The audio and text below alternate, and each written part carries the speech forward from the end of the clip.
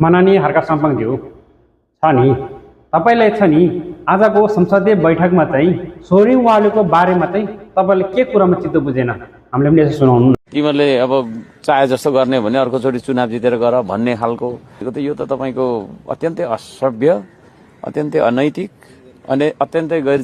अनि हर्का साम्पाङज्यू छ नि तपाईँ धरान उपनगरपालिकाको मेयर हुँदाखेरि चाहिँ नि तपाईको कार्यपालिका बैठकमा चाहिँ जस्तै गरी चलाउने हो भनेदेखि 84 मा चुनाव जितेर देखा, मैसँग लडेर देखा, त्यसपछि आफ्नो हाइकम चला भनेर तपाईँले भन्नुभयो होइन त?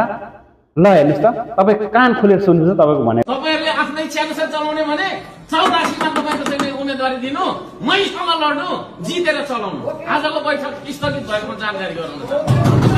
त्यसैले म भन्छु हर्का साम्पाङजी, पृथ्वी गोलो छ, पालो सबैको आउँछ, धैर्य मात्रै गर्नुपर्छ है त। म यति मात्रै भन्न चाहे।